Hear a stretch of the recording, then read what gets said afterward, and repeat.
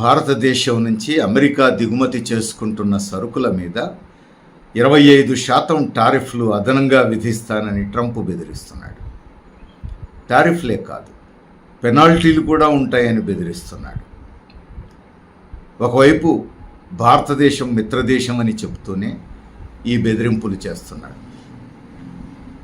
Modi, Trump చాలా దగ్గరి మిత్రులని చెప్పేసి భారతదేశంలో మోడీ భక్తులంతా చెప్పుకుంటున్నారు.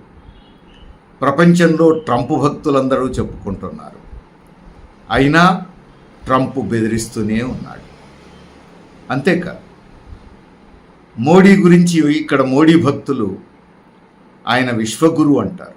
ఈ విశ్వగురు తాను బెదిరిస్తేనే దారికొచ్చాడు మోడీ అని, తాను బెదిరిస్తేనే పాకిస్తాన్తో కాల్పుల విరమణ ఒప్పందానికి సిద్ధపడ్డాడని ట్రంప్ చెప్పుకుంటున్నాడు. ఇది ఒక్కసారి కాదు, 30 సార్లు చెప్పాడు. ఎందుకు ఇట్లా జరుగుతుంది? ఎటుపోతున్నాం మనం? భవిష్యత్తు భారతదేశం పరిస్థితి ఏమిటి? ఇవన్నీ మనకిప్పుడు ప్రశ్నలే. ఇప్పుడు ట్రంప్ కోరుకుంటున్నదేమిటి? అమెరికా కోరుకుంటున్నదేమిటి? భారతదేశం ఒక పెద్ద మార్కెట్, 143 కోట్ల మంది ప్రజలున్న మార్కెట్. ఈ మార్కెట్లో అమెరికా సరుకులు స్వేచ్ఛగా అమ్ముకునేందుకు అవకాశం ఇవ్వాలి. అమెరికా భారతదేశంలో సరుకులు అమ్ముకుంటే వాటి మీద పన్నులు ఉండొద్దట, టారిఫ్లు తొలగించాలట. అంటే అవే సరుకు భారతదేశంలో కూడా ఉత్పత్తి అయినట్టయితే భారతదేశం సరుకు కంటే అమెరికా సరుకు తక్కువ ధరకి ఇక్కడ అమ్ముడుపోయేటట్టు చూడాలంటున్నాడు ట్రంప్. అంటే మన దేశంలో ఉత్పత్తి అయ్యే సరుకు అమ్ముడుపోవద్దు, అమెరికా నుంచి పంపించిన సరుకులు మాత్రమే ఇక్కడ అమ్ముడుపోవాలి. ఇది ఇప్పుడు ట్రంప్ దాదాగిరి. ఇప్పుడు ఆయన ఒత్తిడి చేస్తున్నది ఎక్కడ? ప్రధానంగా వ్యవసాయ ఉత్పత్తుల మీద భారతదేశంలో టారిఫ్లు తొలగించాలట. అమెరికా వ్యవసాయ ఉత్పత్తులు ఇక్కడ స్వేచ్ఛగా ఫ్రీగా అమ్ముకునే అవకాశం ఉండాలట. అంటే మన రైతాంగం దివాళా తీయాలి, ఆత్మహత్యల పాలు కావాలి, అమెరికా పచ్చగా డెవలప్ కావాలి. ఇది ఇప్పుడు ట్రంప్ కోరుకుంటున్నది, మోడీ మెడలు వంచేందుకు చేస్తున్న ప్రయత్నం. అమెరికా వ్యవసాయ ఉత్పత్తులు ఇక్కడికి వస్తే అవి ఎందుకు తక్కువ ధర ఉంటాయి? ఎందుకు తక్కువ ధర ఉంటాయి అంటే, ప్రపంచంలోనే ఏ ప్రభుత్వం ఇవ్వనంత సబ్సిడీ అమెరికా రైతులకు అమెరికా ప్రభుత్వం ఇచ్చింది. 60% సబ్సిడీ కూడా ఇచ్చింది. అంటే అక్కడ వ్యవసాయ రంగంలో రైతులకు చాలా అతి తక్కువ ఖర్చుతో ఉత్పత్తి అవుతుంది, రైతులకు కావలసిన రేట్ వస్తుంది, రైతులు హ్యాపీగా ఉండగలిగే అవకాశం ఉంటుంది. ఆ రూపంలో 60% దాకా సబ్సిడీలు ఇచ్చింది అమెరికా ప్రభుత్వం. వీటితో అత్యంత ఆధునికమైన వ్యవసాయం చేయగలుగుతున్నారు అక్కడ. భారతదేశం ప్రభుత్వాన్ని మాత్రం ఇక్కడి రైతులకు సబ్సిడీలు ఇవ్వడానికి వీల్లేదు. అత్యధికం 10% మించి ఇవ్వడానికి వీల్లేదు. ఇది WTO పేరుతో ఆంక్షలు. అంటే మన దేశంలో రైతుకు మాత్రం సబ్సిడీలు అందొద్దు, అమెరికా రైతులకు మాత్రం 60% దాకా సబ్సిడీలు ఇచ్చి బ్రహ్మాండంగా అభివృద్ధి చేసుకున్నారు, ఆధునీకరించుకున్నారు. ఇప్పుడు అమెరికా సరుకులతో, వ్యవసాయ ఉత్పత్తులతో భారతదేశ వ్యవసాయం పోటీ పడాలట. అందుకని అవి ఇక్కడికి పంపుతారట, వాటి మీద టారిఫ్లు ఉండొద్దంట. అంటే మన దేశంలో పత్తి రైతులు మునిగిపోవాలి, సోయా చిక్కుడు రైతులు మునిగిపోవాలి, మన పాడి పరిశ్రమ ధ్వంసం అయిపోవాలి, మన పౌల్ట్రీ ధ్వంసం అయిపోవాలి. ఇప్పుడు ట్రంప్ చేస్తున్న ఒత్తిడికి తలొగ్గితే జరిగేది అది.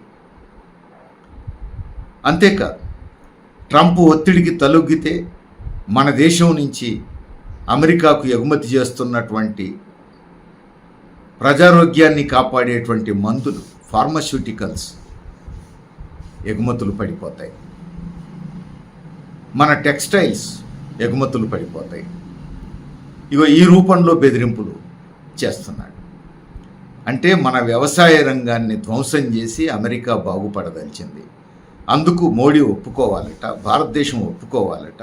లేకపోతే మన ఫార్మాస్యూటికల్స్ని, మన టెక్స్టైల్స్ని వాళ్ళ దేశంలోకి రానివ్వను అని చెప్పేసి బెదిరిస్తున్నాడు. ఇది దాదాగిరి తప్ప మరొకటి కాదు. ఇది ఒక్క భారతదేశాన్ని కాదు, ప్రపంచంలో అనేక దేశాలను ఇట్లానే బెదిరిస్తున్నాడు. ఇప్పుడు ప్రపంచానికే ఒక రౌడీలాగా వ్యవహరిస్తున్నాడు. మరి ఇప్పుడు ఏం చేయాలి?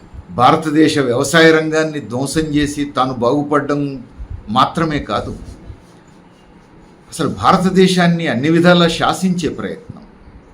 మనకు చవకగా చమురు రష్యా నుంచి దిగుమతి అవుతున్నది, చవకగా రక్షణ ఉత్పత్తులు మనం కొనుగోలు చేయగలుగుతున్నాం.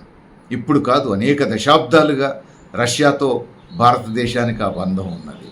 ఇప్పుడు రష్యా నుంచి రక్షణ ఉత్పత్తులు కానీ చమురు కానీ కొనుగోలు చేయడానికి వీలు లేదట. బ్లాక్మెయిల్ చేస్తున్నాడు. ఇరాన్ దగ్గర నుంచి మనకు చవకగా ఆయిల్ వచ్చేది, వెనజులా నుంచి వచ్చేది. ఇప్పుడు అమెరికా బెదిరింపులతో ఇరాన్ నుంచి వెనజులా నుంచి కొనుగోలు చేయడం ఆపేశాం. మనం నష్టపోయాం. కారు చౌకగా వచ్చేటువంటి చమురును మనం కోల్పోయాం. ఇప్పుడు రష్యా నుంచి కూడా మనం కొనుగోలు చేయొద్దట. రష్యా నుంచి ఆయుధాలు కొనుగోలు చేయొద్దు, చమురు కూడా కొనుగోలు చేయొద్దంట. దానికోసం బెదిరింపులు చేస్తున్నాడు, బ్లాక్మెయిల్ చేస్తున్నాడు. ఇది ట్రంప్ చేస్తున్నటువంటి పని. ప్రపంచంలో ఎవరైనా సరే తన అడుగుజాడల్లో నడవాలంటున్నాడు. ఇది ఇప్పుడు చేస్తున్నటువంటి పని. మరి అమెరికా ఒత్తిడులకు తలొగ్గిన ప్రతి దేశం ఇప్పుడు నష్టపోయింది, ఇంక్లూడింగ్ బ్రిటన్. బ్రిటన్తో సహా, జపాన్తో సహా అమెరికా ఒత్తిడికి తలొగ్గిన దేశాలన్నీ నష్టపోయినాయి. కాదు, మా ఇంటికి మీ ఇల్లు ఎంత దూరమో మీ ఇంటికి మా ఇల్లు అంతే దూరం. నువ్వు టారిఫ్లు పెంచితే నేను కూడా పెంచుతాను. ఇవి చర్చల ద్వారా పరిష్కారం చేసుకోవాలి, స్నేహపూర్వకంగా చర్చించుకోవాలి తప్ప బెదిరింపులతో కుదరదు అని చెప్పి చైనా ఎప్పుడైతే ఖచ్చితమైన సమాధానం చెప్పిందో అమెరికా ఒళ్ళు దగ్గర పెట్టుకొని ఒక అడుగు వెనక్కేసి చర్చలకు సిద్ధపడ్డది. అంటే ఎవరు తల వంచితే వాళ్ళను ఒత్తుతారు, వాళ్ళను తొక్కేస్తారు. ఎవరు ఎదిరించి నిలబడితే, తలెత్తుకొని నిలబడే ప్రయత్నం చేస్తే వాళ్ళు నిలబడతారు. ఇది ప్రపంచంలో ఇప్పటికే రుజువు అవుతున్నటువంటి అనుభవం. ఇరాన్ మీద బాంబులేసింది అమెరికా. ఇరాన్ తగిన సమాధానం చెప్తే 2-3 గంటల్లోనే కాల్పుల విరమణ ప్రకటించాడు ట్రంప్. మరి వీటి నుంచి భారతదేశం నేర్చుకోవాలి కదా. భారతదేశానికి నమ్మదగిన మిత్రుడా అమెరికా? భారతదేశానికే కాదు, అసలు ప్రపంచంలో అమెరికా ఎవరికీ నమ్మదగిన మిత్రుడు కాదు. ఇది అందరికీ తెలుసు. మన దేశానికి కూడా అనేక అనుభవాలు ఉన్నాయి. దేశ కష్టకాలంలో ఉండగా, కరోనాతో అల్లాడిపోతున్న సమయంలో క్లోరోక్విన్ ట్యాబ్లెట్స్ కరోనాకు పనిచేస్తాయి అనే నమ్మకం ఏర్పడిందట. వెంటనే క్లోరోక్విన్ ట్యాబ్లెట్లు మాకు పంపండి అని భారతదేశాన్ని ఆదేశించాడు ట్రంప్. ఎందుకంటే ప్రపంచంలో అత్యధిక క్లోరోక్విన్ నిల్వలు ఉండేది భారతదేశం. ఈ భారతదేశం నుంచి క్లోరోక్విన్ కావాలని అప్పటికే శ్రీలంక అడిగింది, మన చుట్టూ ఉన్న చిన్న చిన్న దేశాలు అడిగినాయి. కానీ మాకే అవసరాలు ఉన్నాయి కదా, మేము పంపలేము అని మోడీ ప్రభుత్వం వారికి సమాధానం చెప్పింది. ట్రంప్ అడిగితే కూడా అదే చెప్పింది. మరి ట్రంప్ చేసిన పని ఏమిటి? మీడియా సమావేశం పెట్టి బహిరంగంగా బెదిరించాడు. భారతదేశం క్లోరోక్విన్ మాకు పంపించకపోతే తర్వాత పరిణామాలు ఎదుర్కోవాల్సి వస్తుంది అని బెదిరించాడు. బరి తెగించి బెదిరించాడు. అప్పుడు మోడీ ప్రభుత్వం ఏం చేసింది? 48 గంటలు తిరిగేలోగా క్లోరోక్విన్ అమెరికాకు పంపడానికి సిద్ధపడ్డది. ఇది నమ్మదగిన మిత్రుడు చేయాల్సిన పనేనా?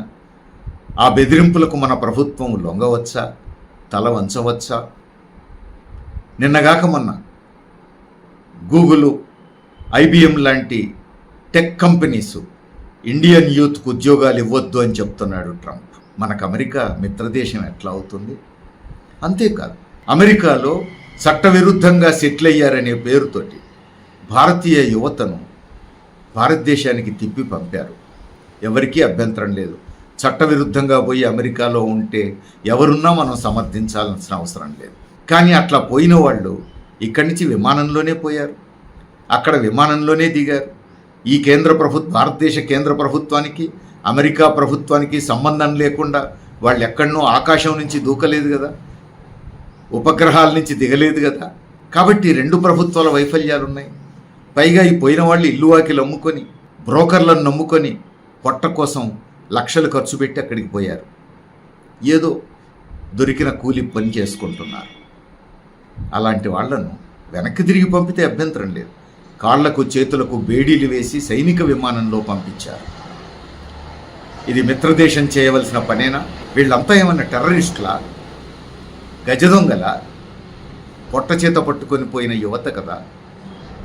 ఇంత అవమానకరంగా పంపించవచ్చా? అది మిత్రదేశం అవుతుందా మనకు? ఒక విమానం వచ్చిన తర్వాత మోడీ ట్రంప్తో సమావేశం అయ్యారు. ట్రంప్ను ఈ విషయం మోడీ అడగలేదు. మోడీ తిరిగి వచ్చిన తర్వాత మరో 2 విమానాలు వచ్చినాయి. అదే పద్ధతుల్లో కాళ్లకు చేతులకు బేడీలు వేసి పంపించారు. ఇంతకంటే అవమానకరమైన పరిస్థితి ఇంకేముంటుంది? అది మనకు మిత్రదేశం ఎలా అవుతుంది? స్వాతంత్ర్యం వచ్చినప్పటి నుంచి పాకిస్తాన్ను మనకు పక్కలో బల్లెల్లాగా నిలబెట్టింది అమెరికా, నిలబెడుతున్నది ఇప్పటికీ అమెరికా. ప్రతి యుద్ధంలోనూ సోవియట్ యూనియన్ మనకు అండగా నిలబడ్డది, రష్యా మనకు అండగా నిలబడ్డది, అమెరికా పాకిస్తాన్కు అండగా నిలబడ్డది. మనం చూసాం. ఇప్పుడు ఒకవైపు భారతదేశంతో మిత్రత్వం అని అంటూనే పాకిస్తాన్తో వ్యూహాత్మక ఒప్పందం చేసుకున్నది అమెరికా, ఉగ్రవాద నిర్మూలన పేరుతో. పాకిస్తాన్, అమెరికా కలిసి ఉగ్రవాదం నిర్మూలిస్తాయంట. పాకిస్తాన్లో ఉగ్రవాద కేంద్రాల అభివృద్ధికి తోడ్పడింది అమెరికా. ఆ ఉగ్రవాద కేంద్రాల నుంచే భారతదేశంలో కాశ్మీర్లోకి ఉగ్రవాదులు చొరబడుతున్నారనేది ఇప్పుడు జగమెరిగిన సత్యం. నిన్నగాక మొన్న పహల్గామ్లో చొరబడ్డ ఉగ్రవాదులు కూడా పాకిస్తాన్ నుంచి వచ్చారని చెప్పి తేలుతోంది. పహల్గామ్ ఉగ్రవాద దాడి జరిగిన తర్వాత కూడా IMF, వరల్డ్ బ్యాంకు నుంచి పాకిస్తాన్కు పెద్ద ఎత్తున సహాయం అందింది. IMF, ప్రపంచ బ్యాంకుల సహాయాన్ని ఆపగలిగే శక్తి ఒక్క అమెరికాకు మాత్రమే ఉంది. కానీ అమెరికా ఆపలేదు. అమెరికా మనకు మిత్రదేశమా? పాకిస్తాన్కు మిత్రదేశమైందా? అంతేకాదు, ఇంత జరిగిన తర్వాత కూడా అమెరికా ఆర్మీ దినోత్సవ సందర్భంగా పాకిస్తాన్ ఆర్మీ అధికారిని పిలిచి గౌరవించారు. ప్రపంచంలో అంతకంటే గౌరవించదగిన వ్యక్తి ఇంకెవరూ లేరా? ఇది భారతదేశాన్ని అవహేళన చేయడం కాకపోతే ఏమవుతుంది? ఇప్పుడు భారతదేశానికి అమెరికా మిత్రదేశం అవుతుందా? ట్రంప్ అంత దగ్గర మిత్రుడా మోడీకి? ఇవన్నీ ఆలోచించాల్సినటువంటి విషయాలు. ఇప్పుడు మన దేశానికి అమెరికా వ్యవసాయ ఉత్పత్తులను ఎగుమతి చేసడం కోసం భారతదేశాన్ని బెదిరించైనా సరే మెడలు వంచి ఇప్పుడు తన ప్రయోజనం నెరవేర్చుకోవాలని అమెరికా ప్రయత్నం చేస్తూ ఉంది. అసలు భారతదేశాన్ని మినిమం ఖాతరు చేయకుండా అవమానపరుస్తూ, మన ప్రజలని అవమానపరుస్తూ, మన ప్రయోజనాలను పణంగా పెట్టి అమెరికా ప్రయోజనాలను నెరవేర్చుకోవడం కోసం ఈరోజు భారతదేశాన్ని ఎలాంటి ఒత్తిడులకైనా గురి చేయడానికి ప్రయత్నం చేస్తున్నది. ఇలాంటి అమెరికాని ఒక్కటంటే ఒకటి నోరు విప్పి మాట్లాడట్లేరు మోడీ. ట్రంప్ బహిరంగంగానే అంటున్నారు. తాను బెదిరిస్తే పాకిస్తాన్, భారతదేశం ఒప్పుకొని కాల్పుల విరమణ చేశాయని 30 సార్లు అన్నాడు. ఇప్పటికీ మోడీ మాత్రం నోరు విప్పట్లేరు. 25% టారిఫ్లు విధిస్తున్న, పెనాల్టీలు కూడా వేస్తానని ట్రంప్ అంటున్నాడు. మోడీ మాట్లాడట్లేడు. అసలు రష్యాతో చమురు దిగుమతి చేసుకోవడానికి వీల్లేదు, ఆయుధాలు దిగుమతి చేసుకోవడానికి వీల్లేదని బెదిరిస్తున్నాడు ట్రంప్.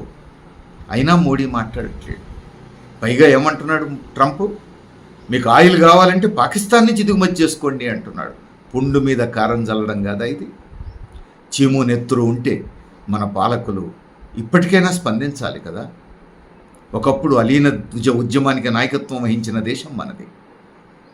అలీనోద్యమానికి నాయకత్వం వహించిన దేశం మనది. ప్రపంచంలో మనకంటూ ఒక ప్రతిష్ట, ఒక స్థానం ఉంది.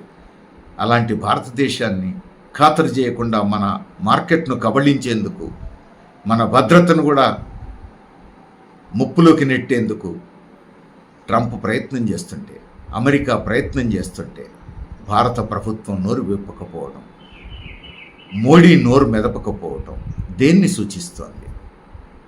అమెరికా విషకౌగిలిలో భారతదేశాన్ని నెట్టుతున్నటువంటి మోడీ ప్రభుత్వం ఏం చేయదలిచింది? భారతదేశం అమెరికా విషకౌగిలిలో ఉండాలా? భారతదేశం భవిష్యత్తు ఏమిటి? 143 కోట్ల మంది ప్రజల భవిష్యత్తు ఏమిటి? ఏం కావాలి మన భవిష్యత్తు? దేశ ప్రజలందరూ ఆలోచించాల్సిన విషయం. మోడీ ప్రభుత్వం మీద ఒత్తిడి చేయాల్సిన విషయం.